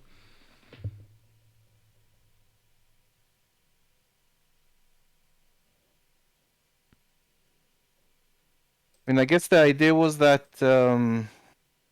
they are more okay. So the idea is that they're more happy to have these welfare policies because it's people from What's their the own evidence that in group. racial homogeneity increases happiness? Let me just finish what I mean. They're more accepting to have these welfare policies because they feel like it's the wrong group. I'm not agreeing with this, obviously, but I'm giving an example. But if people from outside the country come in and share some of these welfare policies, they just come, the standard immigration Right. Well, conversation. I understand what you're saying. You're saying that if a country has a higher level of social cohesion, then it's more likely to be able to engage in social spending. And I agree with that. But what I'm asking for is like, in order to make your point, you would need to show evidence that racial homogeny leads to higher social cohesion because I'm not convinced of that. In fact, just to like skip to the end of this like line of dialogue, my claim is going to be that there is a negative impact that can be sometimes found in terms of there's a negative impact that can sometimes be found of racial diversity on the amount of public goods in a country, but that relationship is mediated by factors like economic disparities between the races in question and things like residential segregation between the races in question. And so there's not I'll something agree with you. inherent. I'll There's not probably agree. so I'll there's probably not agree with my you. point is just that there's not something inherent about like it's not this intractable problem where there's something inherent about America being more diverse which makes it such that we can't do socialism in the way that they do it. If anything, us doing socialism would decrease the problems like wealth inequality between the races that are causing the lack of social cohesion that you say makes us less able to do socialism. So I'll agree with the economic state because I'm not against immigration, but I would say this in terms of so it diverts the path of socialism in the following way. If immigrants come into the country and the people there feel like these immigrants are taking something away from them, and I'm not saying that they are, I'm just saying they just feel like that's what's happening. You have a situation where more right-wing uh, parties are on the ballot and become the government, and then you have a divergence from socialism to national socialism. Okay, but why would it be the so I guess I'm still just not tracking the argument You understand because what I mean by national socialism? yeah, I understand what you mean by like if it happened to be the case that we like so if it were the case that diversity harms social cohesion and lower social cohesion harms our ability to do That's not socialism. what I'm saying. That's not what I'm saying. I'm saying that people get upset in these countries that there are a high degree of welfare, and the people in the country feel that they are paying this welfare to. Again, I'm not. This is not a point I'm agreeing with, but they feel that their taxes that they work hard for and are taken away from them are given to these people who come into the country and I don't know, just get a home automatically. The standard nonsense. Then you have then as a result of this, they vote for right-wing political parties that divert the direction of left socialism to national socialism, is Yeah, what I'm saying. I understand like you're proposing a scenario wherein in virtue of like having diversity or immigration people are going to become more hostile. So I mean like you've described a scenario wherein immigration happens and then like the native population gets really upset about immigration and then they vote in they turn their socialist economy into a national socialist economy because they have this Yep. socialist economy. Immigrants come in, everyone gets really racist, and then they turn it into a racist socialist economy. But I just don't get why I couldn't run the exact same story with respect to capitalism, where I could say, okay, imagine you have a capitalist economy and then you allow in a bunch of immigrants, and then as a result the citizens of the capitalist economy get really racist, and then they vote in a racist government. Like if because they don't have if the the element. problem I'll that you're explain. describing is people I'll becoming, explain. wait, really quickly, just to sum up my point, if the problem that you're describing is people becoming racist as a result of immigration and then Hmm. voting in a racist government, I don't see why that's any more likely to happen under socialism compared to under capitalism. So I don't know I why that would be understood. a consideration. I'll explain why. So you have, in principle, and you have to take this as a principle because I don't have a lot of time to explain it. But in principle, you have two sides of the spectrum, or two elements. You have social spending and immigration. You can't have both maxed out. If you have high degree of social spending, you can't have a high degree of immigration. It has to be a low degree of immigration because of the reasons I've explained. If you have a low degree of social welfare spending and you have a high degree of immigrants, then people don't necessarily get upset for the reason that these immigrants aren't taking anything away from them in terms of welfare and taxes. They're only positive. They're only contributing to the economy. Now, I'm putting aside like oh, I'm not recognizing my hometown and more stuff like that because again, I'm not against immigration, but in principle, with social welfare spending and immigration, it's like a sliding scale. You can't have two of the same maxed out. It's like if one is more, then the other one has to be less. Otherwise, people in the country and I'm in the UK. I can testify that people get pissed off and Okay. vote erratically, even against their own interest, because of similar situations. So I would just say that, so okay, I understand your point. So your argument is that under socialism, as opposed to under capitalism, it's more likely that people are going to be hostile towards immigrants because in a socialist economy, when more immigrants come in, then suddenly the native population is paying welfare for the immigrants, and that's going to make Hmm. them angry. Whereas under capitalism, that's not the case. But I would say that the only way in which this argument would work is if you ignore the other half of the equation. Because yes, it's true that under a socialist economy, immigrants come in and then you're paying for the immigrant's welfare. But that also means that when the immigrant comes in, that immigrant is then going to pay taxes, and that is going to increase the amount of welfare But that I you agree with you. receive, right? I And agree so with you. It's like not an then the economic. question is just then it's just going to be this empirical question of It's not an whether or not economic. immigrants take in more welfare benefits than what they contribute. And Mouthy. It's the not an answer with economic respect to problem. that question empirically is that immigrants do contribute, generally speaking, over the long run more than they take in welfare. Marty, I'm not disagreeing. I agree with what you're saying Okay. completely. I think there's an economic benefit to immigrants, and I'm not against immigrants. Under socialism, Uh, even there's an I'm economic not against benefit. immigrants in general. Hmm. And it would be nice if if people actually visited or went into socialist countries instead of just escaped them in the previous implementations of it. But it's not an economic issue. It's a political issue. But your It's, explanation for look, it's what. there's no point. I'm not arguing for this. This is not what No, no, I'm. I know, but I'm the reason you said that the political issue is going to emerge is because under socialism, immigrants are taking people's money, and so under socialism, I think like Yeah. your wording specifically was that under Yeah, I understand what you're socialism, saying. I immigrants understand. are taking our money but not giving us anything, whereas under I capitalism, they're not understand. taking our money. But I yeah, so but the fact I that understand they're what you're not saying, just and I taking our agree. money, but they're also contributing to our welfare means I that agree. capitalism and socialism are still on a par with respect to what you're talking I about. I agree. But what I'm trying to explain is that the people of the country won't see it in an empirical way as you're suggesting. They just and I've talked to these people before. They just see it the sheer like outrage that how dare these people come in and even take. And I've shown them the numbers because I come from a lefty background. I've shown them the numbers, and they just didn't care. The fact that people came here and used their NHS, that was abhorrent, and we don't want them in the country. And even though, apart from the immigration issue, like the But what's the your left party, no? I can't explain why they voted that way, I but they just got understand. really angry. I understand what you're saying. Like I understand that there are people under leftist economies who are going to be there are going to be people under leftist economies who see the issue in a skewed way and think, oh well, this immigrant stuff is really making me angry because they're taking all of my stuff.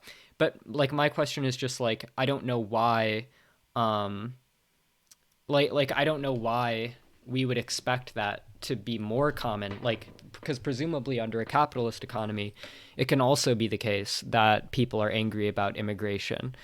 They might use different reasons to justify it, but my question is just like what evidence do we have that on the net opposition to immigration will be higher under socialism versus under capitalism?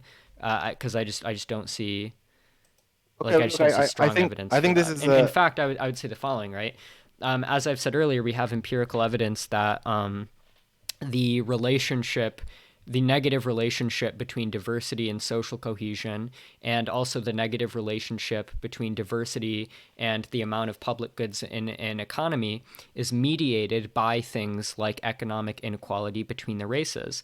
And so, if my theory is correct that socialism leads to a lower amount of economic inequality, then we have some mechanistic reason to believe that under socialism, because there would be less economic inequality between the races, there would be less hostility, less racial hostility, and less racial animosity. Um, it's all nice and well. I can say a few things about this, but I'm not going to because I want to move on to my last question. I would say that as homework for yourself, you can see why my country decided to leave the European Union, despite like many economic reasons against it. mm-hmm. And it's an interesting. I'm sure it'll be an interesting research project for you. Now, obviously, my country isn't socialist. I mean, it used to be more socialist before Margaret Thatcher, but the a lot of the reasons why we left the European Union was similar to what I said about NHS and people coming in and taking our scarce resources, and they have, and to some degree, like said, they can come in, they have the right of entry and all that. But as homework for yourself, because I don't want to debate this further, because I really need to go into my last question in terms of time. And this is really, I do really want to know this. Why do you keep at each conversation you've done, each debate you've done, you say that 50% of the economy doesn't get any money because it's cringy as fuck and you know it. Why do you keep doing it? Well, no, oh wait, I've never made the claim that 50% Sorry, doesn't get any you you money. you you you, you word it like you do. The market doesn't distribute money to 50% of people. They have What to do you, get what money do you mean from, by that? so 50% of people don't work and don't own a considerable amount of capital. So if they get money, they have to get it through things like welfare or savings or their parents. And this is So you going you know to you know this is not true, right? this is absolutely true. I mean, this is just So fact. you believe this, yes? 50% of the population does not work or own a considerable amount of capital. So That's just a what is fact. a pension? What is a pension? It's a retirement fund. Does it have considerable capital in it? I mean, it can. Okay, so why do you say so? Obviously, so it's a very easily disputable thing the second you say it. It's like retirees have saved up all their life, they've invested it throughout their life. The government usually doesn't tax these sort of things. They take it and invest it so it grows over time, similar to your social wealth fund. So, but I'm not saying everyone does, but it's not 50%. And Okay. the case with the children, it's like you literally have to separate children from their parents to count. It's like a lot of economists like count it as in one household because it's easier to say the children with the parents, but no, the children don't actually belong to any parents and they're not working because they're children. Therefore, 50%. It's cringy number. You can't seriously be repeating this number over and over in your debate. Okay. So the first thing that I would say is that when I say that half of all people don't work or own a considerable amount of capital, I mean, I stand by that. I mean, I don't consider like the amount of money that like old people have sometime for their retirement as like a considerable amount of capital. And when it comes to like children, but I guess it's just gonna be, I guess, kind of subjective. But I guess like the broader point that I'm making is that because these are people who aren't ongoing, like earning a market income, right? They're either earning from their parents or from their savings or from charity. Uh,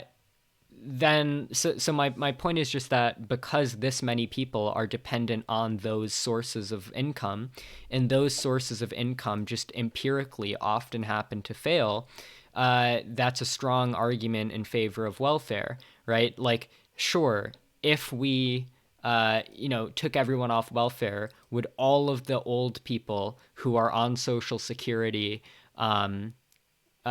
be living in poverty, right? Of course not, right? Of course that's not the case. But we just know as an empirical matter that before Social Security, the world was rife with elderly poverty, right? So in 1960, right, the elderly poverty rate was 35%.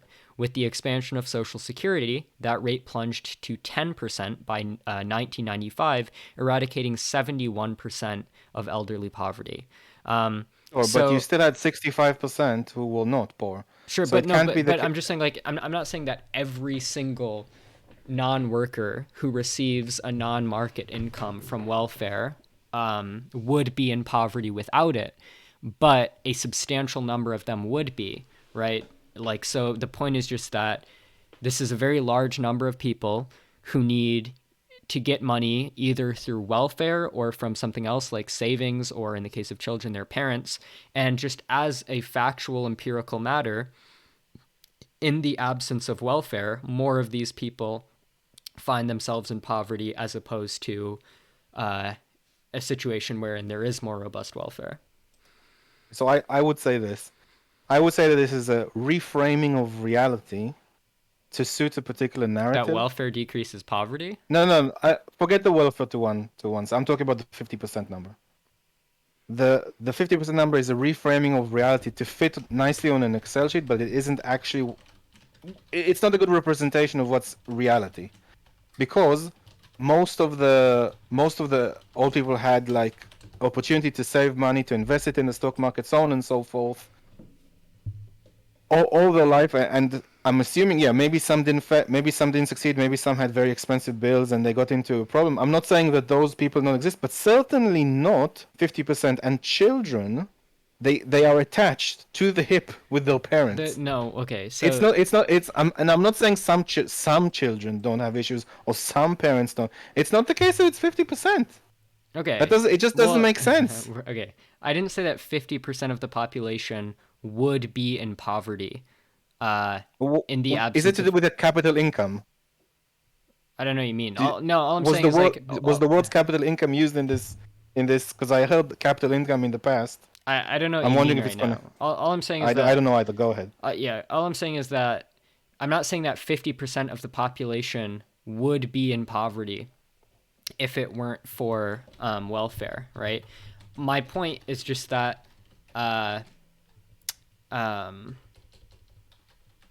my point is just that like 50% of the population falls into a category where they're not able to accrue like a market income. And so they have to rely on alternative sources like previously accrued savings, or their parents or someone taking care of them if they're severely disabled, etc. And Yeah, so I the understand. point isn't that half of all people would be in poverty. The point is just that we have a substantial, like a very large, substantial number of people who, in order to not be in poverty, have to rely on either welfare or some alternative source of income. And often those alternative sources of income fail, as evidenced by the fact that empirically we can see that welfare does reduces poverty to a very substantial degree, right? So if we compare like the market income poverty rate before taking into account taxes and transfers versus the disposable income poverty rate after taking into account taxes and transfers, welfare reduces poverty by like I 46%. get it. I get it. I get Yeah. it. Okay, look, that's all. That's all really I wanted to say on the matter. I mean, I appreciate you can frame it in that particular way, but I don't, and I'm not saying specifically regards to poverty per se. I'm saying, you can have retirees with 1 million or 500,000 in their pension, and they can, to some degree, live off the interest. Sure, Depends but we how. just know, like, I'm as just an and I'm empirical just saying matter, if you're this was saying not. if you're saying the point was if you're saying that they're not working, therefore they're relying on welfare or something else. Well, they're relying on that something else, which is a very large pension. Right, but a substantial number of the time, that's something else. Like, sure, for some people, that something else is enough, but for a lot of people, it isn't, right? And that's why welfare is necessary, is because we just have this massive number of people who need either welfare or something else. For a large number of them, the something else isn't enough, just as a matter of empirical fact, and that's But why we need to distribute welfare to all of these people. you're kind of using that 50% as all these people need it. You're not saying like 5%, 7%, 12%. You're saying 50%. I've never But said. you're using 50% though So, but upfront. That's the number you use. if you so when I use the 50%, right, the specific source for that statement, right, is just that 50%, according to census data, 50% of the population are people who don't work, right? And then of those people who don't work, most of them don't own like a considerable amount of capital, right? And so they have to rely on something else because they're not relying on labor income and they're not relying on like capital income for the most part. And so they, But for the wait, most wait. part, They they are relying. But really quickly. this So is they, capital income. okay, This is capital income. okay, okay, This is capital income, though. Pensions are capital income. okay. That's So fine. how are you Okay, grouping them? okay. My point that I've made continually, that I've been trying to drill home, is that not that. Okay, firstly, when I didn't say that 50% of the population doesn't work and owns zero capital. I said 50% of the population doesn't own or doesn't work and doesn't own a considerable amount of capital, right? And now when you say like, okay, well, what does a considerable amount of capital mean? I guess to some degree that's like subjective, but the broader point is just that there's like this substantial number of people, right? The reason I give the percentage is because a lot of people don't recognize how large this portion of people is who generally rely on either welfare or some other source of income. Uh, and so, yeah, the point is just we have this substantial number of people who, in the absence of welfare, would need to rely on some other source of revenue.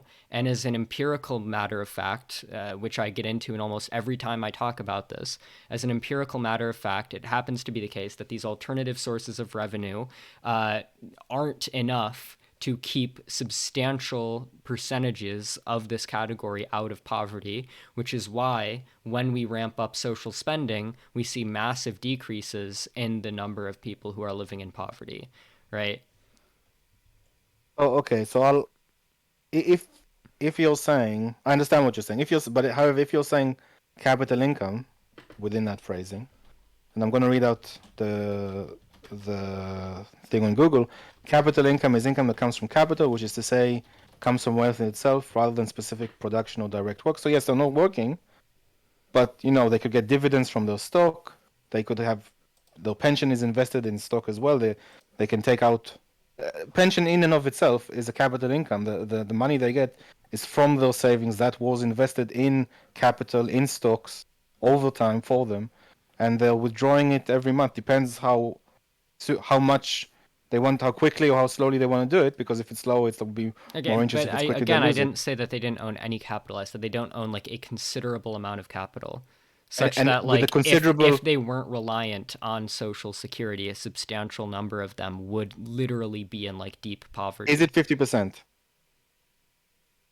That So is it so 50% children that what? without so children without alternative income like their parents, or substantial enough like their parents, and older people that don't have a substantial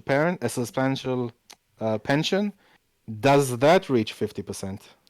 What? Well, those aren't the. So when the 50% is not just made up of old people and children. The 50% is made up of like But a large chunk children, is. old people, the disabled, Sure. caretakers, students, etc. But a large chunk of that is made out of those two groups. So I'm asking, Sure.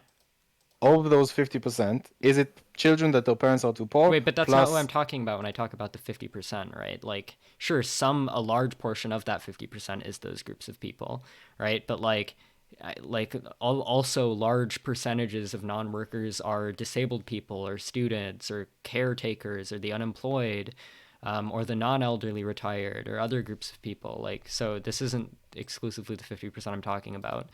But yeah, I would say that like half of the population doesn't work or own a considerable amount of capital, right? I mean, So you okay, I see.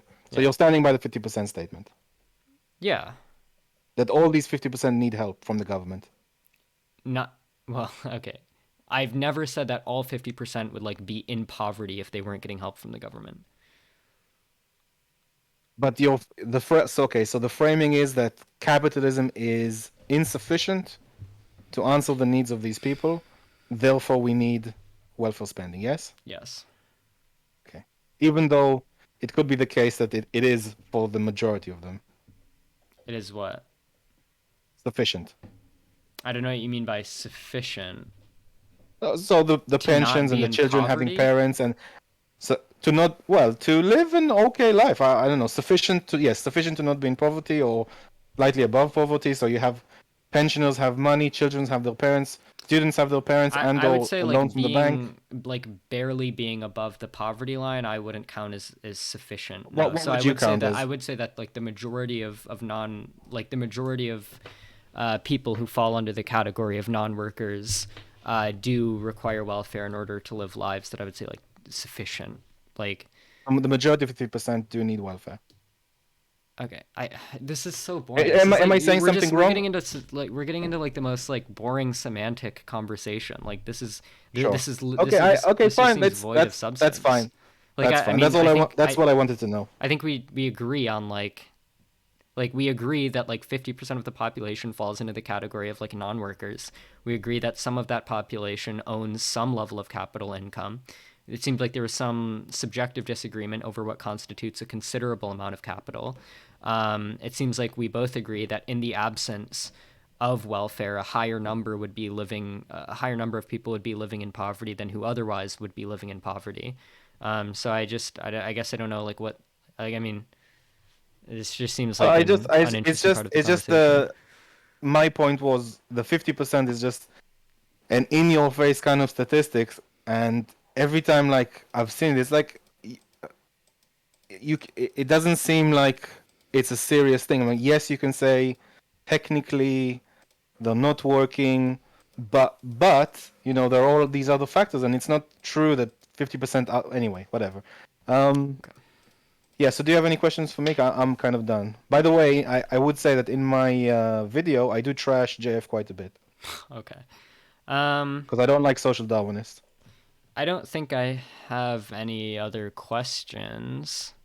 Okay. So yeah, I mean, I think I think we've mostly exhausted it. Outstanding. What did you say? Outstanding. Okay. Um, all right. Yeah. Peace out. I guess I'll talk to you again if you make another video about me. No planning anytime soon. You're my first. Oh, Should you know? that's interesting. My first trash video. Okay. All Okay. right. Anyway, good night, Mouthy. Peace out. Bye bye.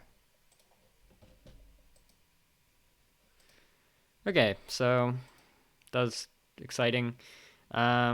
All right, end of the video. So I want to give an obligatory shout out to my $10 patrons, that being Eloy Points, Eduardo Squidwardo, Raven, Benny G, SJEW Nelson, Alex Monzoni, Alexander Adams, Liam Offer, Isocratic, Julius Conan, Sleepy Snacks, Cold Science Dude, and Red Flare 31.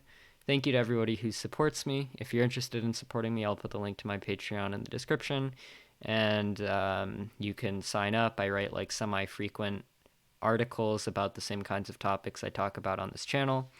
But if you don't want to support me, that's equally chill. Thanks for watching this video anyways. I hope you benefited from it in some way.